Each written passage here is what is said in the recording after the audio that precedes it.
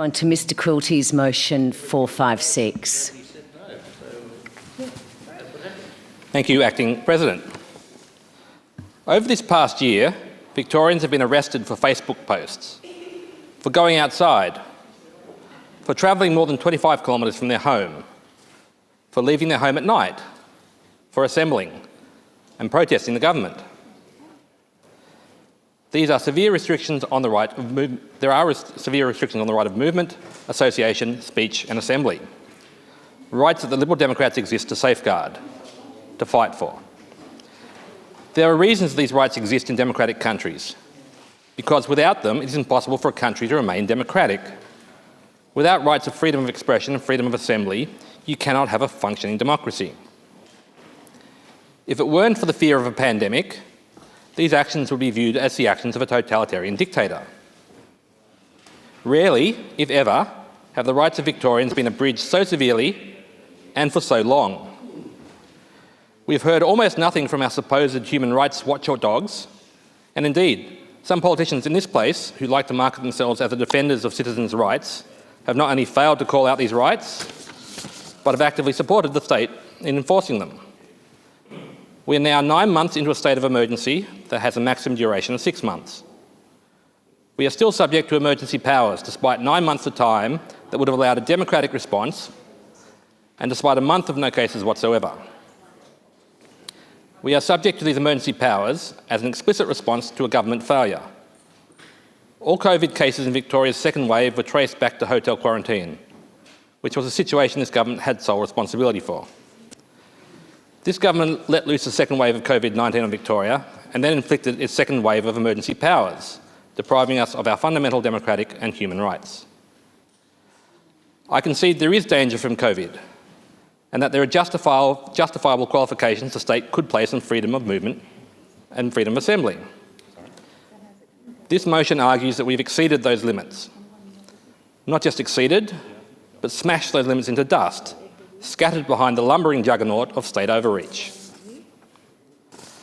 I will not accept that a failure to physically distance is a justification to force protesters into a confined space and to share water from communal buckets.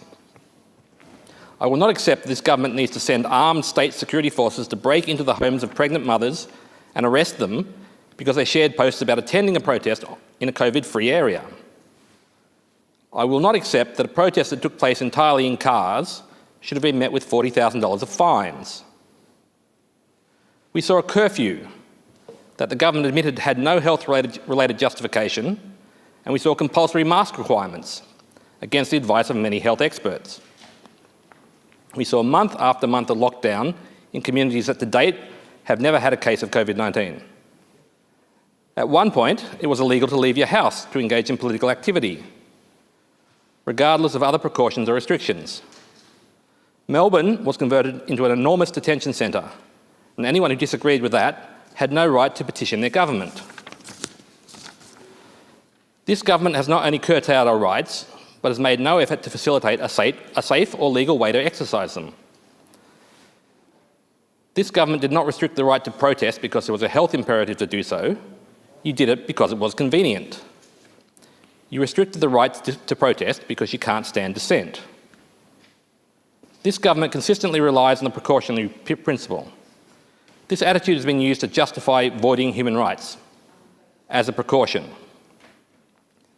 Adherents to this principle argue that in the face of any risk that isn't fully and completely understood, we ought to take extreme precautions. The precautionary principle is a paper-thin excuse to allow the state to wield authoritarian power. The state itself is a risk to the health and safety of Victorians. The deprival of liberty and the infliction of the hotel quarantine disaster are two examples of the harm states can cause. If we truly cared about the precautionary principle, we would take strong precautions against the abuse of state power. As a precaution, we should limit the state's power. As a precaution, we should not allow 9 months of dictatorial government control. As a precaution, we should enshrine our rights in our Constitution. To some, this may sound kooky. They may think it's ludicrous to think our state might end up like Germany under Hitler, or Italy under Mussolini, or Spain under Franco, or Russia, or Venezuela, or North Korea, or Iran, or China, or Syria, or Egypt, or Yemen, or Sudan, or Myanmar, or Libya, or Pakistan, or Congo, or Belarus, or Cuba, or Somalia, or Vietnam, or any of the literally hundreds of countries that have been ruled or are currently ruled by authoritarian politicians. I don't think you have to wear a tinfoil hat to worry that the state might not care about your individual rights. It's true for so much of the world and for so much of history. Living in liberty is the exception, not the rule. It is precious, and it is worth protecting.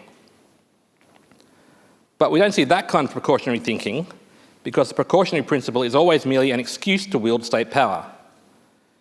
It's a way of justifying severe action when there is insufficient evidence. It is my firm belief that without people standing up for our rights, governments like this one would disregard them entirely. Because individual rights are inconvenient. They get in the way of grand schemes, in the way of measures that are for the public benefit. If governments didn't have to worry about the rights of annoying individuals, they could get so much more done, and all for the greater good, you understand. What is one more Victorian getting roughed up by VicPol for being outside their house, or for not being sufficiently deferential? What is one more Victorian dragged out of their home in handcuffs for wrongthink or wrong speech?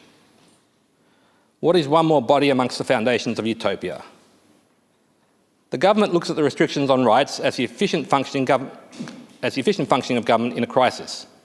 I look at it and I see the shadows cast by the mountains of human skulls heaped up by the totalitarian regimes of the 20th century.